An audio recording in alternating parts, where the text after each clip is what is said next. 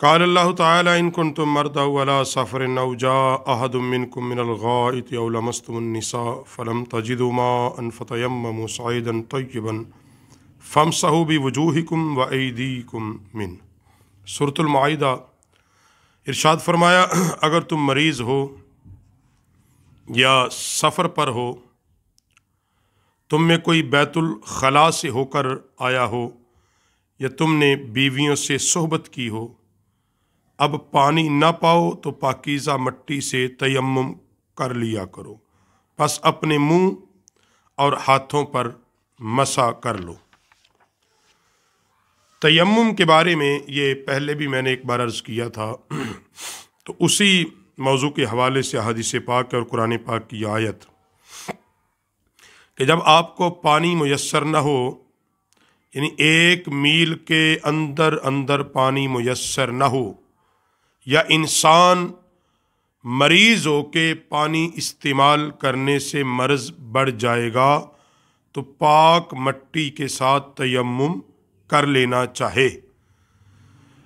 तो हज़रत इब्ने अब्बास रज़ी अल्लाह ताला फरमाते हैं, इज़ा जाअतिल जनाज़तु व अंता अला गैरी वुदूई फतयम्मम, यानी जब जनाजा आ जाए और तुम्हारा वज़ू न हो तो तयम्मुम कर लिया करो। यह भी एक रवायत बयान की गई है।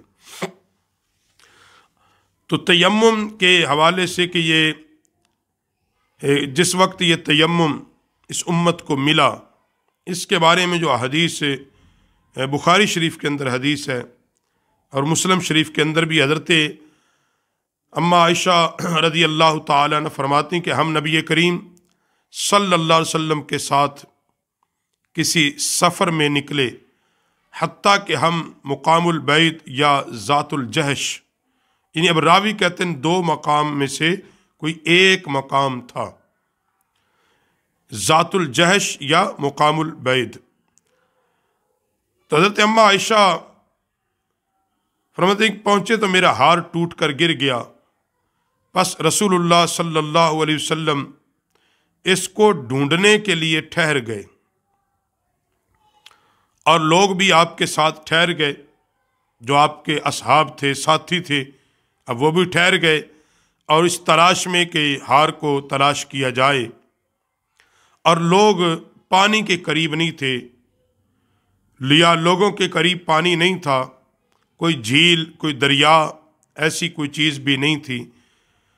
तो जब ये सूरत हाल हुई और नमाज का वक्त भी आन पहुंचा, अब नमाज का भी खदशा था, ये कहीं वक्त ना चला जाए, तो लोग हज़रत सैयदना अबू बकर सिद्दीक के पास आए और कहा कि आप नहीं देख रहे कि हज़रत आयशा ने क्या किया। इन्होंने रसूलुल्लाह सल्लल्लाहु अलैहि वसल्लम और लोगों को ठहरा लिया और लोगों के पास पानी भी नहीं और ना लोगों पानी साथ लेकर आए हैं। इन हज़रत अबू बकर सिद्दीक से लोग शिकवा कर रहे थे इस हवाले से कि आपकी चूँकि वो बेटी थी, कि देखिए आयशा ने क्या किया, और अब नबी अलैहिस्सलाम भी ठहरे हुए हैं, हम भी ठहरे हुए हैं, अब पानी भी करीब नहीं है, ना हमारे पास पानी है, हम साथ भी पानी लेकर नहीं आए। तो हज़रत आयशा बयान करते हैं कि हज़रत अबू बकर ने मुझे डांटा, सख्ती की कि तूने पहले ही हार को संभाल के रखना था, हार क्यों तूने गुम कर दिया या क्यों गुम हो गया। तो सैयदना अबू बकर सिद्दीक ने मुझे डांटा और फिर उसने वो कुछ कहा जो अल्लाह की मर्जी थी, यानी सख्त कलिमात बहसीयत बाप होने के बेटी को कहे। और कहते हैं कि जब सैयदना अबू बकर सिद्दीक रज़ी अल्लाह ताला अन्हु ये बात कह रहे थे, तो रसूलुल्लाह सल्लल्लाहु अलैहि वसल्लम का सर मुबारक मेरे जानों पर था, हुजूर अलैहिस्सलाम मेरे जानों पर लेटे हुए थे और सैयदना अबू बकर सिद्दीक जो बात कह रहे थे मैं हिलने के लायक भी नहीं थी कि मैं हिलूं, क्योंकि हुजूर अलैहिस्सलाम मेरी जानों पर लेटे हुए थे। तो बस सैयदना अबू बकर सिद्दीक ने ये जो जुमले कहे और ये जो आसार परेशानी सहाबा के चेहरों पर आई, तो फिर अल्लाह रब्बुल आलमीन ने कुरान पाक की इस आयत का नज़ूल फरमाया। फरमाया मेरे प्यारे हबीब, बस तुम तयम्मुम करो अब पानी नहीं है, वज़ू नहीं है, तो अपने सहाबा को कह दो और ख़ुद भी तयम्मुम करो। अब ये जब कुरान पाक की आयत उतरी और नबी अलैहिस्सलाम ने अल्लाह के कुरान को सहाबा के सामने बयान फरमाया कि अल्लाह फरमा रहा है कि अगर पानी नहीं है तो तयम्मुम कर लो, चाहे कोई जनाबत की हालत में है या जिसका वज़ू नहीं है, अब गुस्ल के लिए भी तयम्मुम कर लो, और अगर मतलब आपको वज़ू की हाजत है, वज़ू के लिए भी तयम्मुम कर लो। तो उस वक़्त हज़रत असीद बिन हदीर ने कहा, ए आले अबू बकर, हज़रत अम्मा आयशा के लिए, ए आले अबू बकर, ए अबू बकर की औलाद, ये तुम्हारी कोई पहली बरकत तो नहीं ना? तुम्हारी वजह से जो इस उम्मत को ये आसानी मिल गई तयम्मुम की, ये कोई पहली तो नहीं है ना? यानी इससे पहले भी आपकी वजह से अल्लाह ने इस उम्मत पर बड़ी बरकतें नाज़िल की हैं। तो हज़रत आयशा ने कहा कि हम फिर उस ऊँट को उठाया जिस पर मैं बैठी हुई थी, उस ऊँट को जब उठाया तो नीचे से हार भी मिल गया। तो उलमा ने लिखा है असल में ये जो हार गुम हुआ, इसमें अल्लाह की मशीयत कुछ ऐसी थी कि अल्लाह इस मुकाम पर ही तयम्मुम की आयात मुक़द्दिसा को नाज़िल फरमाना चाहते थे। तो हाँ, ये जो हज़रत अम्मा आयशा के बारे में लोग तरह तरह की बहतान बाजियाँ और नाउज़ बिल्ला फिर क्या क्या, हालांकि वो हार गुम हुआ और वहाँ कुछ देर जो ठहरे, तो अम्मा आयशा के हार गुम होने की वजह से अल्लाह ने बरकत ये इस उम्मत को दी कि तयम्मुम जैसी अजीम नेमत अता कर दी जो कि पहली किसी उम्मत में नहीं थी। तो हज़रत अबू ज़र रज़ी अल्लाह ताला फरमाते हैं कि नबी पाक सल्लल्लाहु अलैहि वसल्लम ने फरमाया, पाकीज़ा मट्टी मुसलमानों का वज़ू है, खा इसे 10 साल तक पानी न मिले।